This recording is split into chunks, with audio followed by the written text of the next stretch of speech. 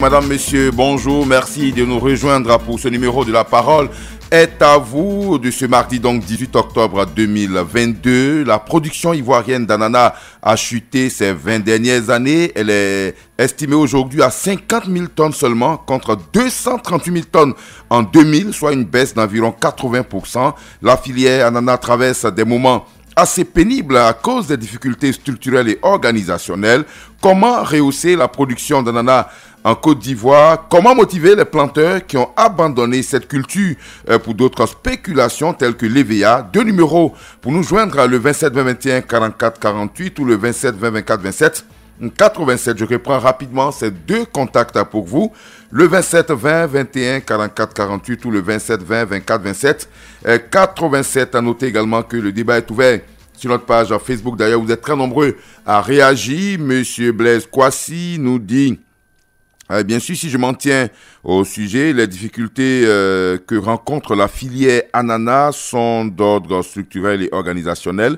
Les difficultés sont identifiées avec l'aide de l'État. Les acteurs de cette filière importante pour l'économie ivoirienne doivent conjuguer leurs efforts pour une redynamisation de ce secteur. Monsieur Kwadio Daga Francis, l'État doit créer une structure chargée de veiller à la bonne marche de la filière ananas. Aussi, étant donné que toutes les régions sont propices à la culture de l'ananas, il serait bien de sensibiliser les agriculteurs des autres régions à pratiquer cette culture. Au standard maintenant, nous avons monsieur Roger Nyanjou qui nous appelle de Bafia, c'est dans le sud Komoué.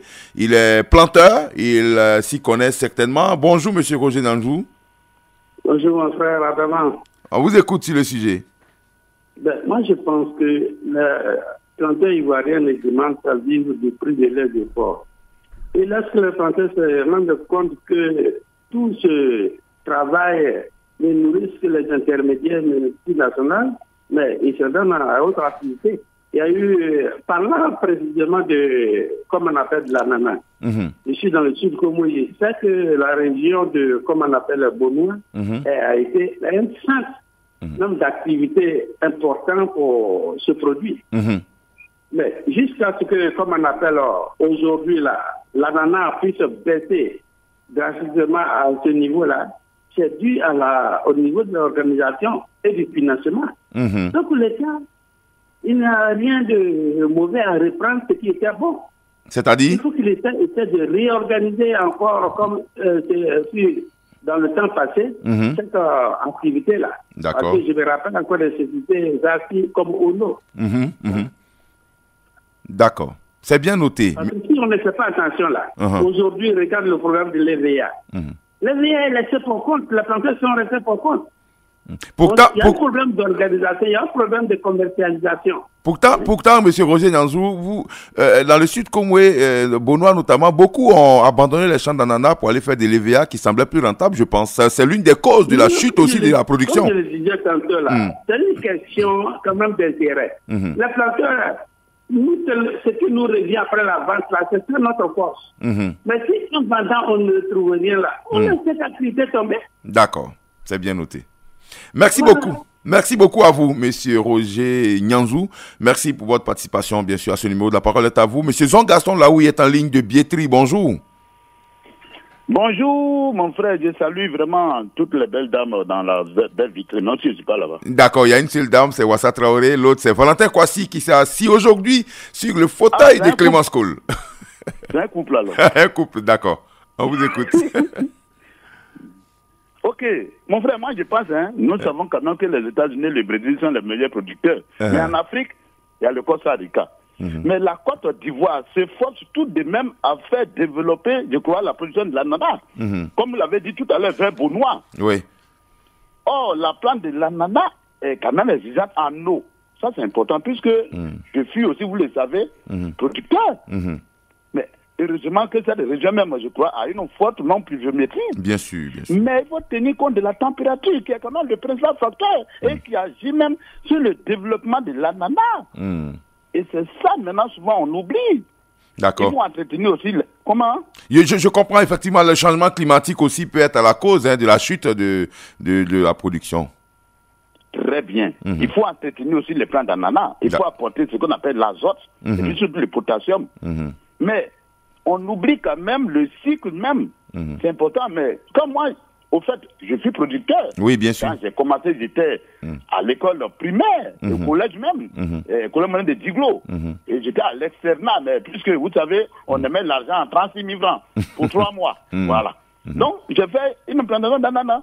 Derrière une rivière qu'on appelle Nicolas, c'est de Diglo, savent. Et c'est là qu'on a formé le club Nicolas Sport où j'ai commencé. D'accord. En tout cas, c'était bien. D'accord. Mais quand je suis orienté en seconde, c'est au lycéen de Dalois, ceux qui restaient entendaient bien. Mais mon ami, quand il était à l'université maintenant, là, il y a un vieux Togolais, excusez-moi du mot, en tout cas, qui appartenait, qu'est-ce qu'il disait? En tout cas, il déracina même ma plantation avec ses machines, qui disait que ce lieu lui appartenait. Ah, voilà d'accord. comment. Le fameux problème foncier.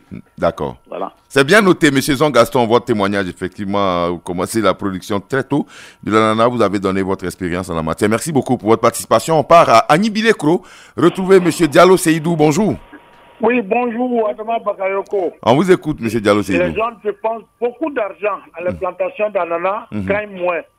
Donc, tous ont jeté l'éponge au profit de l'EVA, manioc et autres. Ils ont tellement animé les conférences de presse à Fratvat même. Il y a un syndicat que j'ai oublié le nom, c'est local ou quelque chose, grige vraiment ces paysans. Donc les paysans ne gagnent absolument rien. Ils ont beau faire.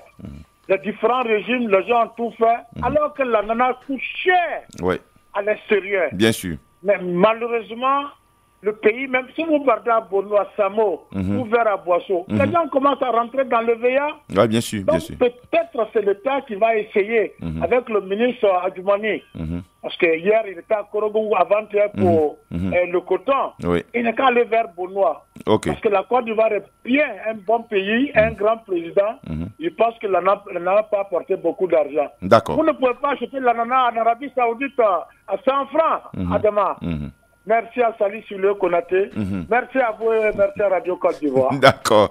Merci beaucoup, M. Diallo Seydou, notre fidèle auditeur d'Annie Bilekro. Je rappelle, correspondant de Fraternité Matin durant de très longues années. Donc, c'est un journaliste qui connaît bien l'actualité, qui sait donc de quoi il parle sur cette question de l'ananas. Alors, juste quelques informations, puisque Zouan Gaston le disait à l'instant, c'est bien sûr, l'ananas est originaire de l'Amérique du Sud et l'ananas a été introduit en Côte d'Ivoire dans les années 30 déjà, pendant la colonisation, grâce aux échanges. Et puis, il y a eu plus de 1900 espèces, 45 genres et 5 variétés, parmi lesquelles le cayenne lisse, majoritairement cultivé ici en Côte d'Ivoire. Et puis, pour savoir la typologie sur la superficie d'exploitation, était estimée à 135 000 hectares consacrés aux solitudes fruitières. L'ananas occupait 15 000 hectares, soit environ 11%. Puis le secteur se caractérise par une grande diversité d'opérateurs à tous les niveaux. On compte environ 2500 petits planteurs dans le milieu. Monsieur Yema Kwakou, Florent, bonjour. Bonjour, mon général Adama Bakayoko. On vous écoute depuis Sono Paningokro, c'est pas loin de Mbayakro. On vous écoute. Je dirais qu'il faut dire que l'ananas, une fois récolté, fait partie de nos produits dont la durée de vie est mince et donc vite périssable. Alors, premièrement, pour ma part, je dirais que pour encourager les producteurs à s'intéresser à la culture et produire encore plus, il faut que l'État s'implique avec nos diététiciens à chercher des moyens de conservation, d'industrialisation et de transformation. Trouver aussi de nouvelles techniques culturelles modernes et il nous faut aussi trouver des débouchés avec une spéculation honnête. Et pourquoi pas homologuer aussi le prix du kilogramme comme dans nos produits industriels au grand bonheur des producteurs. Et enfin, comme je le disais, sensibiliser, encourager la jeunesse à s'adonner à la culture de l'ananas et cela nécessite l'aide et le soutien de l'État sans toutefois oublier de les encadrer. Voyez, l'ananas est un fruit juteux, apprécié par bon nombre d'Ivoiriens et d'ailleurs, dans le monde entier. Il y a une diversité culturelle que vraiment, il faut pouvoir vraiment s'adonner à cette culture. D'accord. Et l'ananas, au grand bonheur de notre économie nationale. D'accord. Merci beaucoup à vous, monsieur Yema Kwaku Florent. Vous le disiez à l'instant, il faut que l'État investisse. D'ailleurs, en 2019, la Côte d'Ivoire a investi 9 milliards 400 millions de francs CFA, soit bien sûr pour l'industrialisation des filières ananas et mangue. Donc, c'est dit que l'État, effectivement, tient compte de cela et tente de booster la transformation locale agricole en Côte d'Ivoire. Et l'industrialisation sera un moteur qui va aussi appeler la production, parce que s'il y a des débouchés pour la transformation de nos produits agricoles tels que l'ananas, forcément, la production va suivre, bien sûr, le rythme. On retrouve à Ouaré-Bota, c'est près de Bonon, monsieur Boussoubi, bonjour. Bonjour Adama Bakayoko. On vous écoute. Oui, écoutez, le problème d'ananas, c'est le problème de toutes les cultures d'exportation en Côte d'Ivoire. Le problème d'ananas, c'est que ça ne s'achetait pas à cause des intermédiaires. Tout comme dans la filière EVA, cacao, anacarde, mangue. Le paysan souffre. Le paysan souffre et il faut enlever tous ces intermédiaires qui, dans le plan cacao, qui viennent acheter le kilogramme à 200 francs et qui vont s'enrichir. Alors que sur les 200 francs, le seigneur, celui qui saigne, il a 75 francs, les différents travailleurs ont, comment on appelle, 50 francs, il ne reste que 25 francs ou 50 francs aux planteurs. C'est dangereux. Donc il faut panner les intermédiaires, il faut, comment on appelle, il faut que l'État injecte de l'argent au groupement à vocation coopérative pour acheter la production aux paysans, et comme ça on pourra booster. Que ce soit la Dakar du Nord, le planteur de l'EVA, du cacao, du café, c'est tous le même problème. Pour ne pas que cette culture disparaisse, l'État doit s'impliquer et piffer, c'est-à-dire bannir les intermédiaires qui tuent les planteurs la nuit. D'accord, merci beaucoup. Monsieur Boussoubi, je crois que vous aviez voulu dire EVA et non cacao, parce que quand on parle des seigneurs, j'imagine que c'est dans le secteur de l'EVA. Parce que oui, c'est dans le secteur d'accord. de l'EVA. Vous aviez dit cacao certainement par lapsus. Par lapsus, ouais, c'est un lapsus. Merci beaucoup à vous, bonne journée. À Ouaré-Bota, voilà, petit village situé près de Bonon. Monsieur Bouye Patterson est à Lolobo, bonjour. Bonjour, Adama Bakayoko. On vous écoute. L'homme au bon rendez-vous. Merci beaucoup, on vous écoute. Voilà, il faut dire que nous sommes dans un monde capitaliste. Et tout ce que l'on fait, il faudrait qu'en retour, la personne ait gain de cause. Alors, dans un premier temps, je voudrais dire que l'État véritablement s'implique dans toutes ces filières agricoles. Ouais. Parce qu'aujourd'hui, on a tendance, sinon que depuis un bon moment, l'État a laissé la main soit au privé, on dirait même laisser les paysans s'organiser eux-mêmes, et cela en train de faire couler notre secteur agricole. Voilà, si l'État s'implique, c'est-à-dire à moitié, et l'autre côté laisse aux paysans, je pense bien que l'État aura un bon regard sur l'organisation et cela va booster le secteur agricole. D'accord. Aujourd'hui, nous parlons de l'ananas, mais il y a beaucoup d'autres choses. Ça. Deuxièmement, je voudrais dire aussi que la culture ananas doit être encore, c'est-à-dire il faut propulser ça, envoyer à l'intérieur du pays. D'accord, permettre à toutes les zones de fesses là. Pardon? Il faut permettre à toutes les régions du pays de cultiver l'ananas, c'est ce que vous voulez dire? Effectivement. Il y a beaucoup d'autres zones à l'intérieur du pays qui peuvent produire de l'ananas. Et donc, comme ça va augmenter encore le nombre de tonnes de la Côte d'Ivoire que la Côte d'Ivoire doit produire. C'est ce que je voudrais dire. Okay. Merci beaucoup pour tout ce que vous faites pour le pays. Merci beaucoup à vous de continuer de nous écouter tous les jours sur Radio Côte d'Ivoire. Monsieur Balia Pierre Clavet est à Bléa. C'est près de Diego Nefla. Bonjour. Oui, bonjour Adama Bakayoko. Bonjour toute la Côte d'Ivoire. On vous écoute. Bon, pour moi, je pense que l'ananas, sa chute est due effectivement à l'arrivée de Covid. Parce que quand je sais que vous avez dit tout à l'heure que la tonalité était de 200 000 et que maintenant ça va de 50 000, n'est-ce pas? Oui, non, mais non, je pense que la Covid n'a rien à voir. C'est en 2000. En 2000, on a produit 230 000 tonnes Et en 2000, cette année, ces dernières statistiques de 2022, là, on parle de 50 000 tonnes. Donc, la Covid n'a vraiment rien à voir avec la chute. Hein. Bon, c'est vrai que ça a déréglé beaucoup de systèmes, mais ça n'a rien à voir avec la chute. Donc, je pense que c'est donc dû au fait que la production chez les planteurs n'a pas de rémunération comme il se veut. Donc, pour moi, il faut que le prix soit un peu rehaussé chez les planteurs afin que tous ceux qui n'ont pas encore eu l'opportunité de faire l'ananas puissent en faire. Comme le disait l'autre, on peut le faire dans les autres régions, parce que principalement, on dirait que c'est vers Beaunois et autres là. Oui, bien sûr. Monsieur Zong Gaston vous a expliqué, hein, il dit qu'ici, il connaît très bien, il a planté l'ananas, il dit on a besoin de l'eau. La culture demande beaucoup d'eau, et comme la zone du Sud Como est très gâtée en matière de pluviométrie aussi, là, est bordée par la mer, plusieurs coups d'eau, bon voilà, c'est peut-être cela. Sinon, ça existe partout. On peut essayer, mais à condition de pouvoir régler la question de l'eau. Ok, la question de l'eau, nous, on en a développé côté ici à Bléa, il y a de l'eau, donc... allez-y alors. D'accord. Allez-y donc pour la production de l'ananas à Bléa. Merci beaucoup à vous, Monsieur Balia Pierre Clavet. Sur notre page Facebook, Monsieur Grégoire Yaokuna nous dit que les zones de Beaunois et d'Adiaké étaient les principales zones de production d'ananas en Côte d'Ivoire. À côté d'elles, quelques surfaces étaient concentrées concernées par la production.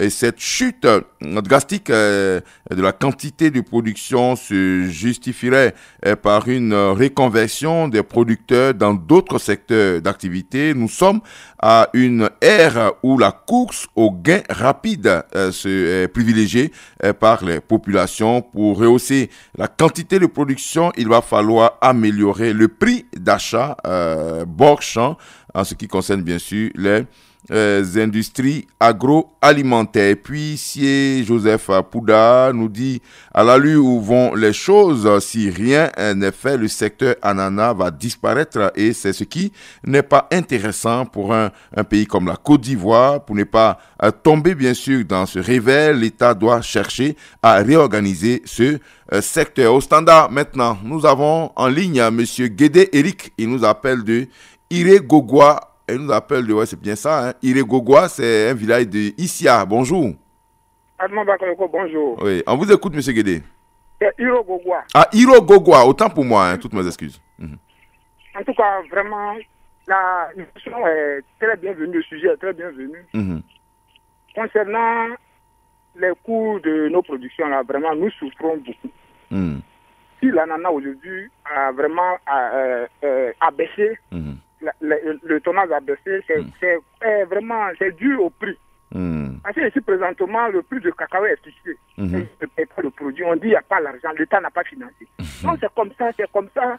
Les prix des produits, là, présentement, vous êtes à la radio, vous ne faites pas ce qui se passe. Présentement, à Iré-Gogwa, les architectes disent qu'ils ne sont pas financés. Oui, non, ce que... Monsieur Guédé...